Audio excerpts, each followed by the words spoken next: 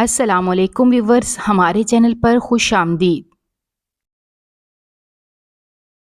وقت ہماری رائے یوں بدل دیتا ہے کہ وہ بات جس پر ہم صدیوں سے قائم ہوتے ہیں، کسی ایک وجہ سے ہم اس بات سے یوں پیچھے ہٹ جاتے ہیں کہ جیسے ہم نے کبھی اس بات کو اپنی زبان سے کہا ہی نہ ہو۔ ہاں، میری تمام پہلے والی آراء تو بدل چکی ہیں، مگر اس بات پر یقین پختہ ہو چکا ہے کہ وقت آپ کو حالات کے ساتھ مل کر اتنا مجبور کر دیتا ہے کہ آپ تمام خوابوں اور خواہشات کا 99% تو یوں ہی قربان کر دیتے ہیں، اور 1% جو امید کے ساتھ ملے خواب ہوتے ہیں، جس میں کچھ توقعات کا عنصر پایا جاتا ہے، وہ آپ کو اس قدر بری طرح توڑ دیتی ہیں کہ آپ دوبارہ خواب بننا تو دور کی بات، کبھی خوابوں کے متعلق سوچنے کا تصور تک نہیں کر سکتے، بلکہ ہم تو جائز امید تک نہیں رکھتے۔ خیر، کہانی میں مزید تمہید کو مختصر کرتے ہوئے میں اپنی زندگی کی کہانی بیان کرنے کی کوشش کرتی ہوں۔ میرا نام فضیلت ہے اور میں کراچی کے ایک نواحی گاؤں میں بچپن سے ہی مقیم رہی ہوں۔ نام تو میرا فضیلت تھا، مگر میں فضیلت والی بالکل بھی نہیں تھی۔ میرے ماں اور باپ ان دونوں کے درمیان کبھی بھی ذرا بھی نہیں بنی تھی، بلکہ وہ ایک دوسرے سے اتنی شدید نفرت کرتے تھے کہ شاید ہی کسی میاں بیوی کے درمیان اتنی نفرت ہوگی۔ میں تو اکثر اس بات پر حیران ہوا کرتی تھی کہ اگر ان کے درمیان اتنی نفرت تھی تو میرا وجود اس دنیا میں آیا ہی کیسے؟ میں بچپن سے ہی بہت خوبصورت اور بڑی بڑی آنکھوں والی بچی تھی، اور سب کی ہی پسندیدہ ہوا کرتی تھی، مگر سوائے اپنے ماں باپ کے۔ میرے والدین کی زندگی پر تھوڑی سی روشنی ڈال دیتے ہیں کہ آخر میں اور میرے والدین ایسی کتھا کہانی میں الجھے ہی کیوں تھے۔ میرے والد ایک سرکاری ملازم تھے اور وہ اپنی کلاس فیلو کو پسند کرتے تھے۔ ان کے عشق کی داستانیں خاندان بھر میں ہی نہیں بلکہ گاؤں میں مشہور ہو چکی تھی۔ ابا نے گھر والوں سے کہا کہ وہ بس اپنی اس کلیگ سے ہی شادی کریں گے، ورنہ وہ ساری زندگی کنوارے رہ جائیں گے۔ ان کی اماں یہ سن کر ششدر رہ چکی تھیں کہ کہاں ان کا وہ معصوم اور سادہ سا بچہ جو ان کی مرضی کے بغیر ایک لباس تک نہیں پسند کرتا تھا، تو وہ کیسے کسی لڑکی کو پسند کر سکتا تھا؟ اس میں یقیناً اسی لڑکی کی چال بازیاں اور ادائیں ہوں گی، ورنہ ایسا کیسے ممکن ہے کہ وہ بیٹا جو ان کی مرضی کے بغیر کوئی ڈش تک نہیں کھاتا تھا، وہ ان کی مرضی کے بغیر شادی کرنا چاہ رہا ہے؟ ان کی والدہ کو ان کو سمجھانے کی بہت کوشش کی کہ ان کے ساتھ کام کرنے والی عورتیں بالکل بھی اچھی نہیں ہوتی اور ان کا مقصد شادی کا نہیں ہوتا، بلکہ وہ تو صرف آپ کے پیسے اور دولت کو ہتھیانا چاہتی ہیں۔ جس پر ابا نے اپنی والدہ کو صاف اور واضح الفاظ میں یہ واضح کر دیا کہ ہمارے پاس تو کوئی ایسی دولت ہے ہی نہیں کہ جس کا لالچ اس لڑکی کو ہوگا، بلکہ وہ مجھ سے محبت کرتی ہے۔ اور ان کی یہ بات سن کر اماں تو شرم کے مارے سر ہی نہ اٹھا سکیں، کیونکہ اس وقت معاشرے میں محبت کا نام یوں سرعام لینا، اور وہ بھی گھر والوں کے سامنے لینا، انتہائی معیوب اور عجیب سمجھا جاتا تھا۔ سو ان کو اس لمحے اپنے بیٹے پر بہت زیادہ غصہ آیا کہ جس نے ان کو سب کے سامنے شرمندہ کروا کے رکھ دیا۔ ان کی والدہ بغیر کچھ کہے وہاں سے ناراض ہو کر کمرے میں چلی گئی۔ اس کے بعد ان کے گھر میں کافی دن ہنگامہ رہا، کیونکہ میرے ابا کی والدہ یعنی میری دادی یہ چاہتی تھیں کہ ان کی شادی ان کی بھانجی کے ساتھ ہو، جبکہ ابا ایسا ہرگز نہیں چاہتے تھے، بلکہ وہ ہر قیمت پر اپنے کلیگ سے ہی شادی کرنا چاہ رہے تھے۔ سو اس وجہ سے گھر کا ماحول بھی کافی کھنچاؤ کا شکار ہو چکا تھا، اور دونوں ماں بیٹا بالکل بھی اس بات کے لیے تیار نہیں تھے کہ کوئی ایک بھی جھکے۔ ساری دنیا حیران ہو رہی تھی کہ وہ ماں بیٹا جن کے درمیان اتنی محبت تھی، اب ایک دوسرے سے بات تک نہیں کرتے تھے۔ آخر ایسا کیا ہو گیا تھا؟ اکثر تو آ کر میری دادی سے یہ بھی کہنے لگے کہ یقیناً کسی نے تعویذ کروا دیے ہیں، ورنہ تمہارا بیٹا تو ایسا ہرگز نہیں تھا۔ اور میری دادی نے بھی ہر ممکن کوشش کی کہ مختلف پیروں اور فقیروں کو بلا کر یہ کوشش کریں کہ آخر ایسا کس نے کیا اور کیوں ان کے بیٹے پر تعویذ کروائے، اور اس کا توڑ کیسے ہو سکتا ہے، مگر یہ مسئلہ تھا کہ بڑھتا ہی چلا جا رہا تھا۔ میری دادی کا وہ بیٹا جو ان سے سارا دن بات کرنے کو ترستا رہتا تھا، وہ اب ان کا ذکر سننا تک نہیں پسند کرتا تھا، کیونکہ ان کو لگتا تھا کہ ان کی ماں اب ان کی خوشیوں کی دشمن بن رہی ہیں۔ وہ دونوں ایک ہی نقطے پر رکے ہوئے تھے، کیونکہ میری دادی نے بھی اپنی بہن کے ساتھ کمٹمنٹ کی ہوئی تھی، ان کو زبان دی ہوئی تھی، اور کچھ ایسا ہی حال ابا کی طرف سے تھا کہ انہوں نے اپنے کلیگ کو جانے کتنے سالوں سے اس امید اور آس پر لٹکا رکھا ہوا تھا کہ ان کے گھر والے جیسے پہلے ان کی ہر بات مانتے ہیں، یہ بات بھی مان جائیں گے اور ان دونوں کی شادی بغیر کسی رکاوٹ کے ہو جائے گی۔ مگر ان کا یہ خواب خواب ہی رہا اور پورا نہ ہو سکا۔ دونوں ہی اپنی جگہ شرمندہ ہو رہے تھے، اور دونوں کو شرمندہ کروانے والے وہ خود ہی تھے۔ کچھ حد تک قصور دونوں کا ہی تھا، کیونکہ ان کو چاہیے تھا کہ دوسرے کی رضامندی جان کر ہی زبان دینی چاہیے تھی۔ اس کے بعد ابا نے دوبارہ اپنی والدہ سے بات کی اور ان کو کہا کہ وہ اپنی کلیگ کے سامنے شرمندہ نہیں ہونا چاہتے، اس لیے آپ مہربانی کر کے رشتہ لے جائیں۔ جس پر ان کی والدہ نے فوراً کہا کہ جیسے تم اپنی اس 2 ٹکے کی لڑکی کے سامنے شرمندہ ہونے سے ڈر رہے ہو، بالکل ایسے ہی میں بھی اپنی بہن کے سامنے شرمندہ ہونے سے بہت خوفزدہ ہو رہی ہوں۔ دادی نے ان کو سمجھانے کی بہت کوشش کی، مگر وہ سمجھنے کے بجائے الٹا ان کو سمجھانے لگ جایا کرتے تھے۔ مگر دادی بھی پرانے زمانے کی خاتون تھیں، جو اپنی باتوں پر کبھی بھی سمجھوتا نہیں کرتی تھی، چاہے وہ غلط ہو یا صحیح، مگر وہ اپنی بات سے پیچھے ہٹنا جیسے اپنی توہین سمجھتی تھیں۔ دوسری جانب ابا بھی انہی کے بیٹے تھے اور وہ ضد میں ان سے 4 ہاتھ آگے تھے، جبکہ باقی خاندان کے لوگ تو ابا کی اس چٹائی ڈٹائی ضد کو دیکھ کر انتہائی حیران ہو رہے تھے کہ وہ ایک دم سے ایسے کیسے ہو گئے تھے۔ تو ان کی اماں بھی فوراً بیچاری بن جایا کرتیں اور کہا کرتیں کہ دیکھ لو، وہ عورت جو ابھی اس گھر میں آئی ہی نہیں ہے، اس نے گھر میں آنے سے پہلے ہی اتنا فساد ڈلوا دیا ہے اور میرے بیٹے کو وہ پہلے ہی اپنی مٹھی میں کر چکی ہے۔ اگر میں اپنے بیٹے کی بات مان جاتی ہوں اور وہ لڑکی خدا نخواستہ آ جاتی ہے تو یقیناً وہ اس گھر کا شرازہ بکھیر دے گی۔ اس لیے دادی نے زبردستی ابا کی شادی اماں سے کروا دی تاکہ ان کا خاندان اچھا رہے، پر ابا کبھی دل سے اماں کو قبول کر ہی نہیں سکے تھے۔ لیکن بچے ہوتے گئے اور میں بھی ہو گئی۔ ایک تو انچاہی اولاد تھی، اوپر سے پیاری بھی نہیں تھی۔ ابا اماں پر دھیان نہیں دیتے تھے اور اماں ہم پر سختی کرتی تھیں، خیال کم رکھتی تھیں، اور اسی وجہ سے میرا رنگ گہرا سانولا ہو گیا تو کالا لگتا تھا۔ مگر امی کو کسی کی پرواہ ہی کہاں تھی، وہ تو بس ابا سے لڑتی رہتی تھیں اور آخر اماں نے الگ ہونے کا فیصلہ کر لیا۔ سب نے بہت سمجھایا مگر امی کسی حال میں کچھ بھی سمجھنے کے لیے تیار نہ تھی۔ انہیں صرف اپنی خواہشات کی پرواہ تھی اور اسی وجہ سے میرے والدین کی طلاق ہو گئی۔ جس وقت مجھے اور میرے بھائی کو ان کی سب سے زیادہ ضرورت تھی، وہ ہمیں دنیا کے اس اندھیرے میں تنہا کر گئی تھی۔ ابو اور اللہ تعالیٰ کے سوا کوئی دوسرا سہارا نہ تھا۔ جب کسی ماں کو اپنی اولاد کو پیار کرتا دیکھتی تو اس ماں کی ممتا کو دیکھ کر میرا دل رو پڑتا اور گھنٹوں اکیلے بیٹھ کر رویا کرتی تھی۔ سردیوں میں جب تمام بچے اپنی ماں کی گرم آغوش کے سائے میں سو رہے ہوتے تو میں رات کی تیز ہواؤں کے جھونکوں سے ڈر جاتی، تو تب میں ایک دیوار کے ساتھ گھنٹوں اپنا سر زمین کی آغوش میں رکھ کر سوتی اور دعا کرتی کہ اللہ تعالیٰ اس رات کی سیاہی جلد ختم کر دے۔ تکلیف جب زیادہ ہوتی ہے تو جب اپنوں سے زیادہ غیر لوگ ہمیں ترس کھا کر یہ کہتے ہیں، یہ لو کھانا، ہمارے گھر آؤ کھانا کھا لو، کچھ لوگ ترس کھا کر اپنے بچوں کے پہنے ہوئے کپڑے مجھے اور میرے بھائی کو دیتے۔ ہم انہیں بڑی خوشی خوشی پہن کر اپنے وقت کو گزارتے تھے۔ لوگ کہتے ہیں کہ میری آنکھوں میں بہت درد ہے۔ ان درد کے سائے میں نے جینا سیکھ لیا تھا۔ مجھے اپنی ماں سے نفرت ہو چکی تھی۔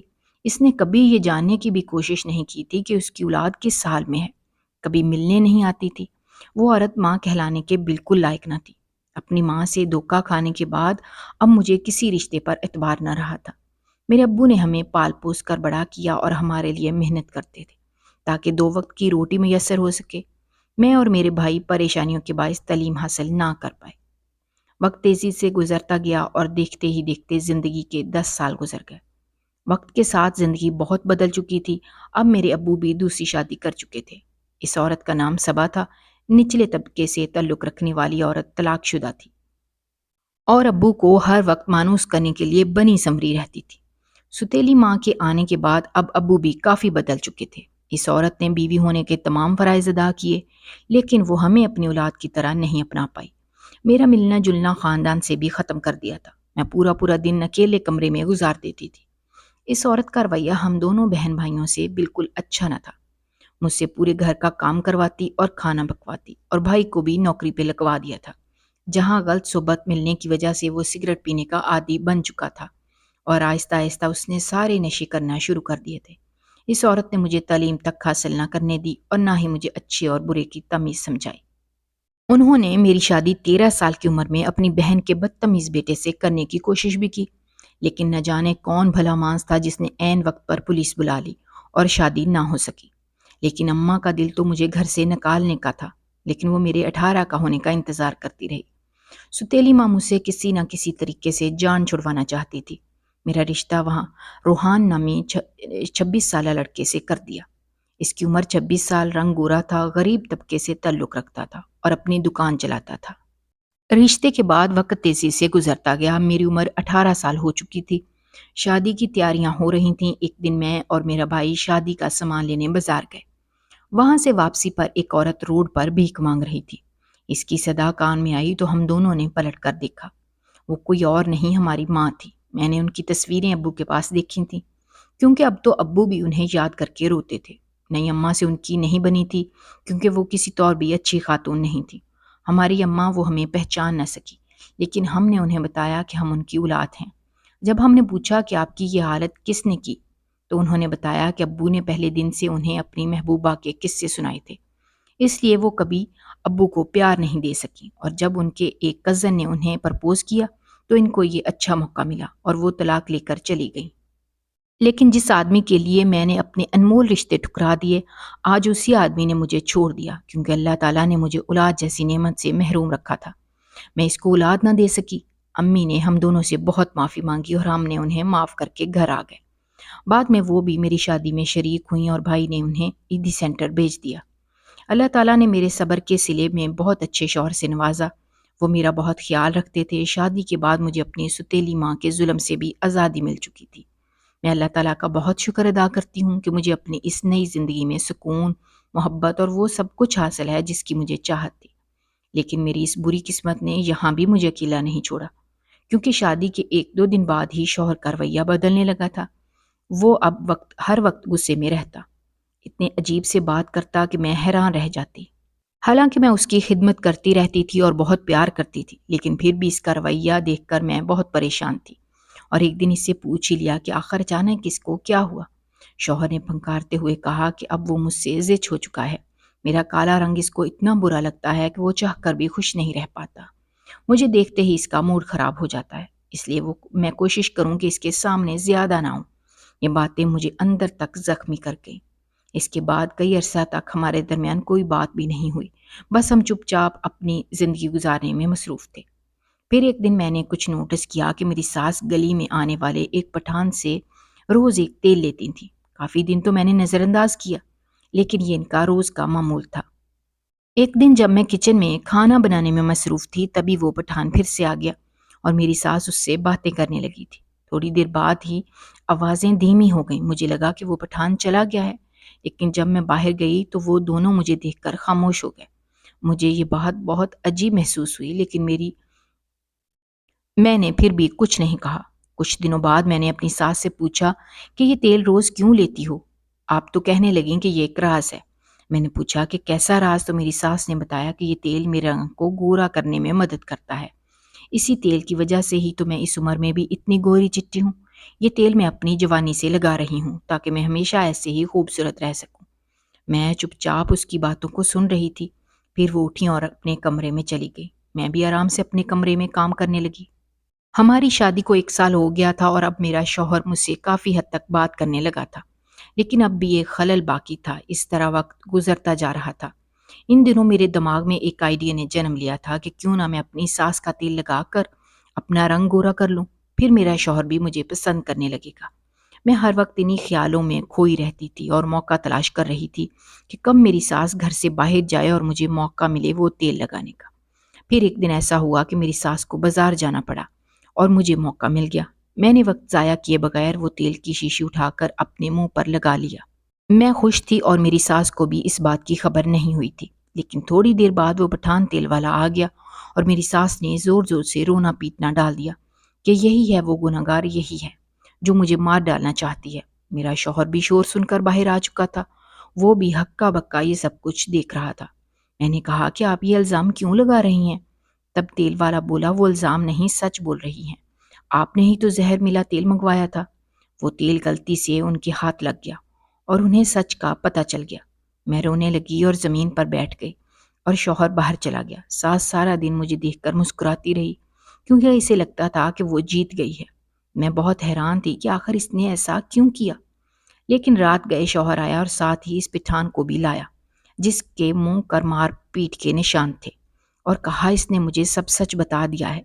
یہ بات سن کر ساس بولی، یہ جھوٹا ہے، تیری بیوی نے اسے پیسے دیے ہوں گے۔ میرا شوہر تب بولا، بس کرو سب، میں اچھے سے جانتا ہوں یہ سب کس نے اور کیوں کیا۔ تب میرے شوہر نے میری ساس کا راز فاش کیا اور بتایا کہ فضیلت، مجھے تم سے کوئی مسئلہ نہیں تھا، میری ماں کو یہ شادی منظور نہیں تھی، وہ تمہیں اپنی بہو نہیں بنانا چاہتی تھیں، لیکن جب ہماری شادی ہوئی تو انہوں نے مجھے اپنی قسم دے دی کہ اگر میں تم سے نرم ہوا یا اچھا برتاؤ کیا تو یہ اپنی جان دے دیں گی۔ میں ان کے لیے چپ تھا، لیکن اب یہ الزام میں برداشت نہیں کروں گا کہ کوئی میری بیوی پر ایسا گھناؤنا الزام لگائے، اور میں تمہارا گنہگار ہوں، مجھے معاف کر دو پلیز۔ میں بت بنی یہ سب سن رہی تھی اور میری ساس ایک دم خاموش تھی۔ تب میرے شوہر نے کہا کہ اب ہم اس گھر میں نہیں رہیں گے۔ تب میری ساس نے خاموشی توڑی اور روتے ہوئے معافی مانگی اور بتایا کہ وہ اپنی بہن کی بیٹی کو بہو بنانا چاہتی تھیں، لیکن میرے سسر جو کہ ابا کے دوست تھے، ابا نے ان سے ذکر کیا تھا کہ ستیلی ماں بیٹی پر بہت ظلم کرتی ہے، اس لیے وہ ضد کر کے اڑ گئے تھے، اور جب وہ نہ مانے تو ساس نے اپنے بیٹے کو قسم دی کہ اس کے قریب مت جانا، کیونکہ اسے لگا کہ میں شوہر کو خراب رویہ دیکھ کر خود ہی چلی جاؤں گی۔ لیکن ایسا نہ ہوا، اب ہمارا تعلق بہتر ہونے لگا تھا، اس لیے ساس نے یہ چال چلی اور میرے سامنے ایسی باتیں کی کیونکہ وہ جانتی تھی کہ میں اس چال میں ضرور پھنسوں گی۔ یہ سچ جان کر میں رونے لگی اور شوہر نے مجھے اٹھایا۔ اس کے بعد ہم اپنے کمرے میں چلے گئے۔ میں اپنے خیالوں میں گم تھی جب میرے شوہر نے آ کے مجھے اپنی باہوں میں لیتے ہوئے کہا کہ آج پھر یہ چاندنی رات ہمیں اپنی باتوں میں کھو جانے کا موقع دے رہی ہے۔ میں نے مسکرا دیا تو وہ کہنے لگے کہ میری پیاری بیوی، مجھے معاف کر دو، میں جانتا ہوں کہ میں نے غلطی کی ہے اور تمہیں رنجیدہ کیا۔ میں نے کہا کہ آپ کو معاف تو تب کروں جب مجھے آپ سے کوئی شکایت ہو۔ میری غلطی کو قبول کرنے کے باوجود میں اپنی خود پر ناراض ہوں۔ تم میرے لیے بہت اہم ہو اور میں چاہتا ہوں کہ تم میرے ساتھ خوش رہو۔ انہوں نے کہا، تمہارے لیے مجھے کچھ معاف کرنے کی کوئی ضرورت نہیں ہے، ہم سب غلطیاں کرتے ہیں، لیکن محبت میں کوئی شرط نہیں ہوتی۔ میں نے پیار سے جواب دیتے ہوئے کہا، شکریہ جان تمہاری محبت اور تسلی دینے کے لیے۔ میں وعدہ کرتا ہوں کہ میں بہتر ہونے کی کوشش کروں گا اور تمہارے اعتماد کو کبھی تلائی نہیں کروں گا۔ انہوں نے ہاتھ میں ہاتھ لیتے ہوئے وعدہ کیا، تمہارے لیے میں ہمیشہ یہاں ہوں اور تمہیں سپورٹ کرتی رہوں گی۔ ہمارے رشتے کی قیمت تمہاری ان چھوٹی غلطیوں سے زیادہ ہے اور میں تم پر فخر کرتی ہوں کہ تم میرے شوہر ہو۔ میں نے کہا، اس چاندنی رات میں وعدہ کرتا ہوں کہ میں ہمیشہ تمہارے ساتھ کھڑا رہوں گا، ہر مشکل میں تمہارے ساتھ ہوں گا اور تمہیں کبھی بھی اکیلا نہیں چھوڑوں گا۔ تمہارے خوابوں کو اپنے خوابوں میں شامل کروں گا اور ہماری زندگی کو خوبصورت کہانی بنانے کا وعدہ کرتا ہوں۔ تب میں نے کہا کہ تمہارے وعدے کی قدر کرتی ہوں اور اس چاندنی رات کو ایک خوشی کے لمحے کے طور پر قبول کرتی ہوں۔ میں بھی وعدہ کرتی ہوں کہ تمہارے ساتھ ہمیشہ خوش رہوں گی، تمہارے سارے جذبات کو سمجھوں گی اور تمہیں سپورٹ کروں گی۔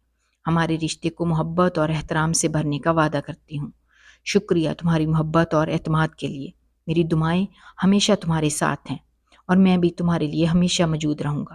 تمہاری دعائیں اور محبت میرے لیے بہت قیمتی ہیں۔ میری زندگی کا سب سے بڑا تحفہ تم ہو اور میں خوش قسمت ہوں کہ تم میرے ساتھ ہو۔ ہم اپنے وعدوں کو پورا کر کے ایک خوشیوں بھری زندگی گزاریں گے۔ اب میں آپ کو یہ کہوں گی کہ آپ کی فضیلت کا سفر زندگی کی راہوں کے پیچھے چھپی معنی اور پرکشش کی داستان تھا۔ بار اپنے آپ کو دھکیلتے ہوئے مشکلات کی راہوں پر اپنا قدم رکھا، مگر وہ کبھی نہیں ہاری۔ میں ایک سانولی لڑکی تھی، میں نے اپنی کامیابی کی راہوں کو، اپنے خوابوں کو خود تسخیر کیا۔ آج میری شادی کو 5 سال ہو چکے ہیں، میں بہت خوش ہوں۔ 2 اوپر تلے کے بچے ہیں جو میری زندگی کا محور ہیں۔ سارا دن ان کے ساتھ کیسے گزر جاتا ہے مجھے پتہ ہی نہیں چلتا۔ ساس بھی اب سدھر چکی ہیں، سارا دن وہ اب عبادت کرتی رہتی ہیں۔ میری خدمت گزاری نے ان کا دل جیت لیا ہے۔